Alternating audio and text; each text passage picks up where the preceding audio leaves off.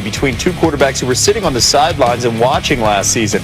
Washington and Alex Smith amazingly playing after suffering a life-threatening broken leg injury 2 years ago against the undefeated Steelers of Ben Roethlisberger, who has returned from 3 torn tendons in his throwing elbow. Both are candidates for Comeback Player of the Year. Tony and Mike, PTI, discuss. All right, Wilbon, they play on Monday.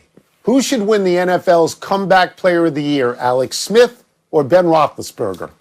It's going to sound crazy to say this is easy for me, but it is. And you know Ben Roethlisberger has been one of my favorite players in the NFL for the last whatever it's been now for him, 16, 17 years, whatever he's played. But Tony, he could go undefeated. I mean, Ben Roethlisberger could lead a team to an undefeated regular season, and the votes are in on these things after the regular season.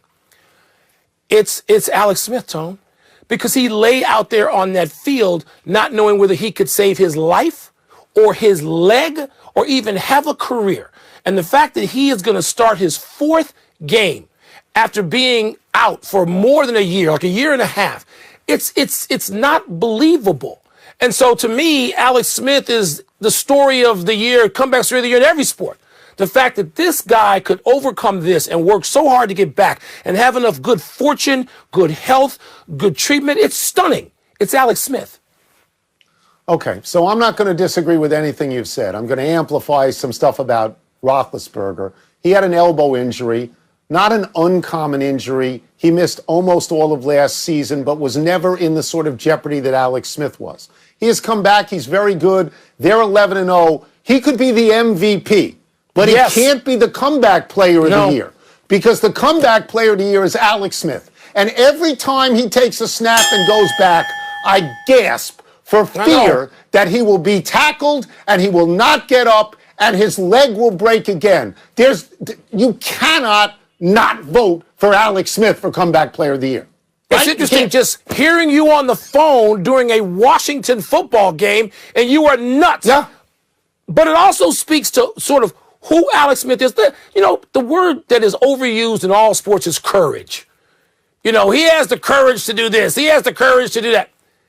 Alex Smith has a level of courage which people can't even become familiar with. And that includes in a sport where everybody has courage. You have to have it to play that game. But man, Tony, I don't fear it as much as you do, but I look at it and I marvel at what he's done, what he is doing. That's it. You find yourself rooting for him every time he's out there. Easily. You root for him. You do. Back to you. Tony, Mike, thank you so much. What a story for him in Washington. Carson Wentz and the Eagles, yeah, that says it all, that picture, right? They travel to Green Bay this weekend as the 5th-year quarterback is mired in the worst slump of his career. He leads the league in picks and has taken the most sacks. And earlier this week, after losing to the Seahawks, Wentz addressed the team and took accountability for his struggles. Here's his head coach today. For him to stand up and take ownership there with the team and really, quite frankly, show vulnerability, I think is a sign of growth and in any player, and they're showing signs of maturity and growth and leadership ability, and especially from your quarterback, right? And it was good to see, in conversations that he and I have had over the last month, hopefully have kind of maybe spurred him, in that right direction. For much more, let's bring in Ryan Clark. I'm going to put you inside that locker room. What do you need to see out of Wentz now to back up his comments on the field?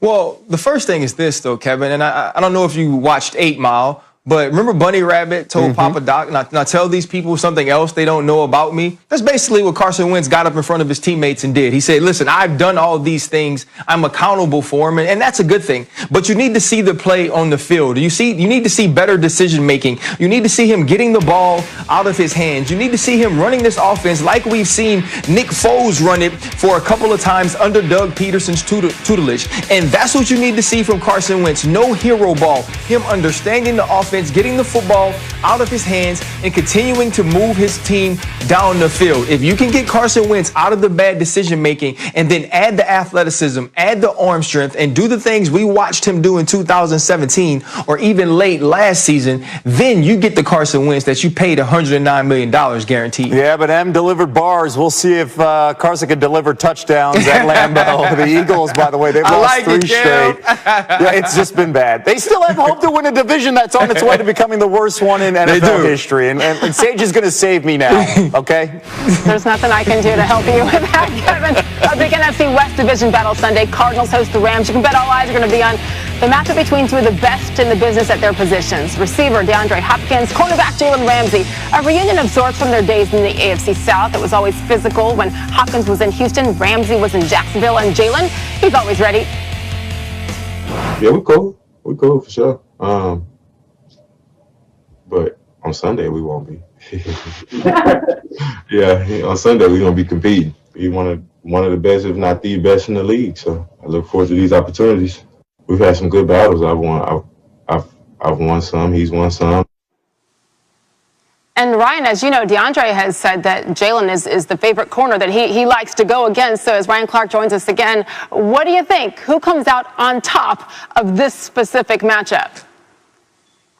You know, I believe it's Jalen Ramsey. It also helps when Aaron Donald is rushing the passer. And those are the type of people up front for the Los Angeles Rams that will be getting after Kyler Murray. And this defense has been great all season, not just Jalen Ramsey, but Jalen is used to this matchup. Obviously, so is DeAndre, and these guys will compete. But I think it's the complete defense of the LA Rams that win this game and also helps Jalen Ramsey win this matchup.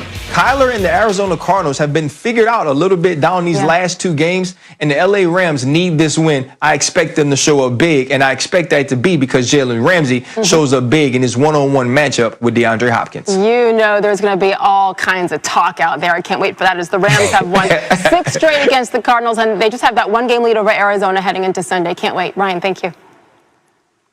Thank you. Back to the NBA. They released half its regular season schedule today, which begins December 22nd, lasts through March 4th. Here are the notable reunions. Kyrie Irving won't have to wait long to visit Boston with his new team. The former Celtic makes his first trip to Beantown as a Net on Christmas Day.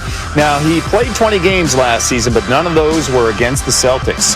Russell Westbrook and the Wizards, they visit Houston January 26th to take on the Rockets. That shapes up to be a great point guard battle between Westbrook and John Wall, for whom he was dealt to the Wizards just 2 days ago. Fun reunion if James Harden is still there. And after missing last season with an Achilles, Kevin Durant returns to the Bay on February 13th to take on the Warriors. KD won world titles in 2 of his 3 seasons with the Warriors before moving on to Brooklyn. Scoop Jackson on the rest of the first half of the NBA regular season. The early edition of the NBA schedule is full of shade and surprise. Contenders versus pretenders. 1, 2, 3, go! Making Kevin Durant face his former squad to open the season